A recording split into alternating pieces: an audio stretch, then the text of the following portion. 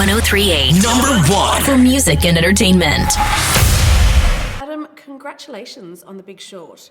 I have to admit, when I see your CV, right, Anchorman 2, the other guys, this is the last film I'd associate you with. So what made you go from like full-on comedies to something as serious as The Big Short?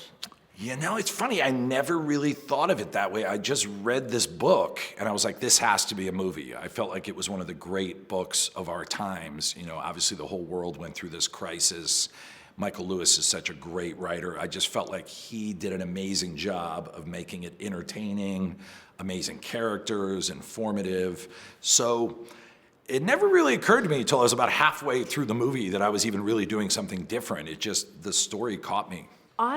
It's been a long time since I've walked away from a film really angry and actually really... I love it. Yeah, and really sad. And then I was thinking, how did you get through this shoot without turning it into such an angry film? Because even though I was so angry and there were tears shed, there were also laughs. So how did you find that balance going, I'm not going to knock you the whole time. I'm actually going to make an informative, fun film too. You know, we talked about the fact that it really is, because it's true life. Yeah. It has a lot, like real life. You know, real life isn't just angry or just sad. And there was always a part of this story in the beginning where these guys started figuring out what no one else could see, that there was this giant housing bubble and these toxic assets, that when you read the book, it's like page turning. You're like excited for them. And obviously the ending is very tragic. So one of the exciting things about this movie was it never felt confined by genre, because it was true life. It felt like we could be funny when we wanted to be, we could be dramatic, we could be abstract, we could be tragic.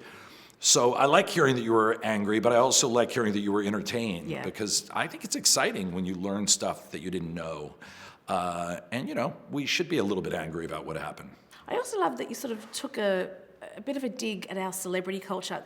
When Margot Robbie appears on screen and when Selena Gomez appears on screen, a couple of people behind me were like, I don't get why he did that. I was like, yeah, I'm so glad you did that. So for people who don't get why Margot Robbie appears suddenly on screen, what was your intention behind that? So our idea behind that was, you're exactly right. We were kind of poking at celebrity culture a little bit, and the joke came from, what would happen if every time you saw like Kim Kardashian on camera, she explained the LIBOR rate scandal to you, or told you about how the body processes sugars versus fats and proteins, or like if there was something really useful that every time there was sort of a bubbly celebrity on camera. So that's where the idea came from. And we thought, boy, what a fun way to get this information across. Yep. Yet at the same time, point out how we're kind of inundated with this celebrity culture. So talking about celebrities, you don't actually have 4 celebrities in your film. You have 4, in amongst other actors, but 4 very great actors in 3 separate stories that all join together. How did you make sure when you were directing on different days that every single story would actually gel at the end? You know, part of the trick was each one of the stories has its own kind of tone. So I knew that. I mean, you know, fortunately I was able to write the script, so I knew what I was doing when I was directing it. And in the case of Christian Bale, I always thought he was kind of the oracle. He was the one who never left his office, who lived in a world of numbers, so that had its own tone. And then I thought, you know, Carell is sort of the crusader. He's like Jason and the Argonauts, he and his team. And then the 2 young guys, Jamie and Charlie, with Brad Pitt, their mentor, I always thought of them as kind of Rosencrantz and Guildenstern, kind of like flopping behind the rest of the story. So as soon as the actors showed up on set, you could feel the tone differences going on. And then you sort of have Ryan Gosling like this sleek Wall Street lizard kind of unifying the whole movie. So, you know, we really tried to write it that way. Charles Randolph, the co-writer, and myself really tried to make sure that each one of them had their own tone and distinct feeling. Congrats on the Oscar. Like, that has to be a pinch yourself moment. What did you do when you found out? You know, I wish I could say I was very cool and went, oh, well, but... that's not what we want to hear, Adam. Well, fortunately, that's not what happened. Good. I got my whole house up at 5 a.m. to watch the announcements, and we cheered like idiots and ate waffles. So we were very happy. I'm so thrilled to hear that.